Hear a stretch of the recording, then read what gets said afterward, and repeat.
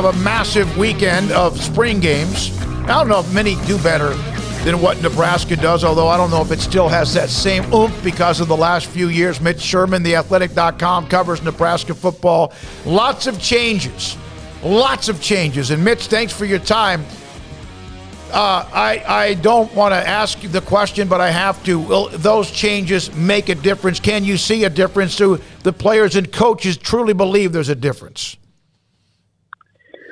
Well, I can see a difference in the things that they're saying, and I think there's a difference in the focus, some of the attitude around the program on the offensive side in particular. That's where the changes were made for the most part. Nebraska had a defensive line coach, Tony Tuioti, leave for Oregon, and then Scott Frost fired 4 offensive assistants with 2 weeks to go in the regular season in November. So you've got 4 new offensive assistants, including a coordinator, Mark Whipple, coming from Pitt, where he got Kenny Pickett, the quarterback, to the Heisman Trophy ceremony, and a special teams coordinator added to the mix. So yeah, I mean, there's a difference. There's some changes in the way that they're talking about this thing, but you know, we've seen that. We've thought we've seen that before, and those changes have not equated to more victories on the field in the 4 years under Scott Frost. So I'll wait until August 27th when the Huskers open in Dublin against Northwestern, and that is me bragging to you that I'm going to Ireland for the season opener in 4 months. Do you get some lead time when you go early to scout out things for the Athletic? You got to get your clock right. Like a month, do you think? Would that do it? Look, they just got sold. They got money. Yeah, I'm going to go like 3 days early. I think Nebraska's going out on Monday with the game on Saturday, August 27th. So I leave on Tuesday and get in Wednesday morning. So looking forward to the opener. Yeah. Mitch, how's is there a legit quarterback competition, or is this Casey Thompson's job right now? It's Casey Thompson's job. Scott Frost will not say that, has not said that. Interestingly, Whipple, the OC, said it on the first day of spring practice. So it had been through 1 out of 15 practices, and he said Casey's the guy taking the snaps with the number 1 offense. He was asked why. He said, well, because he's the best that we've got right now.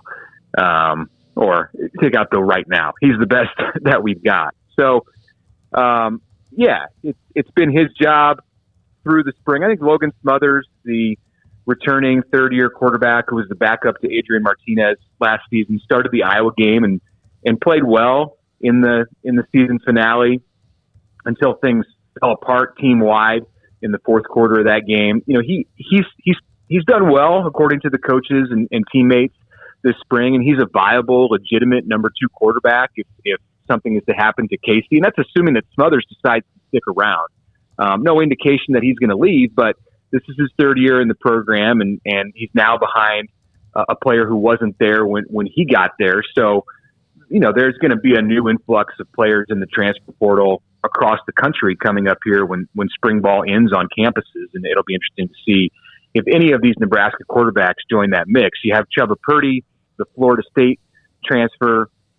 You have Heinrich Harburg, who is a year behind Smothers as a quarterback in the program, and then there's Richard Torres from San Antonio, who's an early enrollee this spring. So, Mitch, what have you been able to gather in terms of what a Scott Frost offense now paired with a Mark Whipple offense will look like? How does that come together, and what does that look like differently from last year? Well, Frost has really handed a lot of control, or all of the control, at least in the passing game, over to Whipple. So I think you can look at Pitt, you can look back at UMass when Whipple was the head coach there to get an indication of Nebraska and what they want to do in throwing the ball around. But then there's the running game element is going to be primarily dictated by Frost. And it seems that's where he's sunk his energy into this offense is in maybe going back to some of his roots and some of the more creative ways that they ran the ball when he was at Oregon as receivers coach and then as offensive coordinator. And of course you saw that in 2017 at UCF and that undefeated season with just ways that they got players the ball. And it wasn't always the running backs. You know, sometimes it's receivers carrying the ball. Nebraska has a deep group at running back and a talented group, I would say, not quite as deep at receiver, especially after the departure unexpectedly of Xavier Betts this spring. He's a 4-star player out of the Omaha area who just didn't go into the portal, but just stepped away from football. So we'll see if that holds through the offseason. There is likely a spot for him if he chooses to come back, but not any kind of real indication that that's going to happen. It thins Nebraska out a bit at the receiver spot. They do have Trey Palmer, a really talented, former 5-star kid out of Louisiana who followed his receivers coach, Mickey Joseph, the former Nebraska quarterback, from LSU up to Lincoln. So what Frost is going to do is just find ways to get those guys the ball, in the short passing game, in the run game. And then, we'll see if those two things are able to mold together, if there's a marriage that can exist between, what Frost wants to do in the run game and what Whipple wants to do in airing things out. I saw the Betts note. I wasn't sure if that was a transfer issue, injury, or, as you mentioned, needing a break.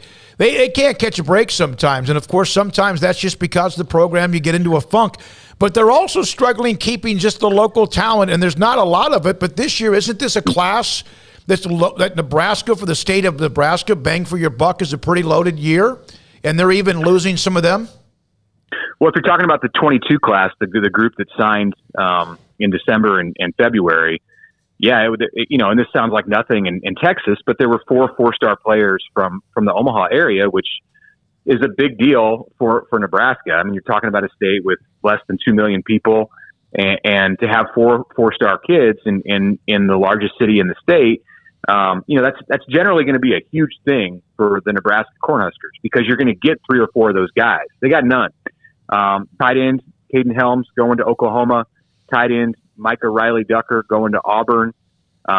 Offensive lineman Deshaun Woods was committed to Missouri, ended up decommitting, and he's going to Wyoming. And then Devin Jackson, a linebacker, off to Oregon. So these players are not going to the bottom feeders in the Power 5 for the most part. And then this 2023 group is also a talented class in the state of Nebraska. And while the Huskers have 3 committed from the state, there are some others out there, including Malachi Coleman, who has a Georgia offer and an Oregon offer. He's an athlete from Lincoln East who is in no way a sure thing for Nebraska. And then Maverick Noonan, a defensive end out of Elkhorn South in Omaha. He's the son of Danny Noonan, who played for the Cowboys for a number of years and was an All-American defensive lineman at Nebraska. Maverick is not a sure thing for the Huskers either. He has a Stanford offer, and Iowa, of course, is after all of these kids too. So they are not locking up the borders in the past couple of years, and that's an indication, of some of the things that are awry in the Nebraska program. Mitch, for Smokey's sake, one day I hope you can come on here and say, "Look, it feels like 1995 all over again here." Well, that's the drum that Scott Frost wants to beat. Maybe not 1995, but certainly 1997 when he led this team to a championship. Mitch, I know this is probably going to get asked to death in the next few months, but I am curious, what do Nebraska fans and what do Nebraska, as far as officials, need to see this year to feel like, okay, no, this thing is now properly moving in the right direction? Yeah, I have been asked that before, so we'll get ready for more of that over the next 8 months. Scott Frost, his buyout is cut in half as of October 1st, and his salary was reduced by $1 million this season, with the opportunity to get that back up to the level that he was at in his first 4 years if Nebraska hits an undisclosed benchmark. What is that benchmark? That's the question that everybody wants to know, and it's not an answer that Trev Alberts, the athletic director, is giving. So, is it 6 wins and a bowl game for the first time since 2016? Is it 7 wins, so you win more than you lose? It's probably somewhere in that area. I don't think it's up in the 8-9 win range. And I don't know if it's entirely connected to just a win total. There may be some other factors that need to happen. Now, I think the standard thinking is if he doesn't hit that benchmark and he doesn't get his $1 million back, then there's probably not a whole lot of reason that Nebraska sees in staying with him beyond the 2022 season. That's not been stated. It's not in the contract written that way.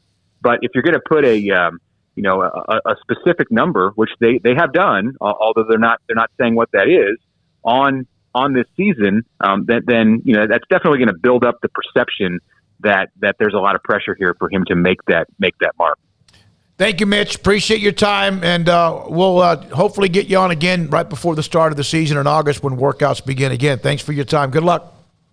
Sounds good. Always good to talk to you. Headed to Dublin, Ireland for that game against Northwestern to open up. That'd be a really long-ass road trip on the way back after you lose Northwestern or Northwestern loses to Nebraska. Only slightly shorter than going to Odessa for your first high school game from here. Yes, we do have the long trek. We won't need 3 days to see everything in Odessa versus, going to Ireland. And Ireland's not that big of a place. So 3 days probably can't see pretty much everything you need to there. But it's just amazing to me that he's in year 5. It really, believe me, I Frost is felt in year every 5. damn day of them.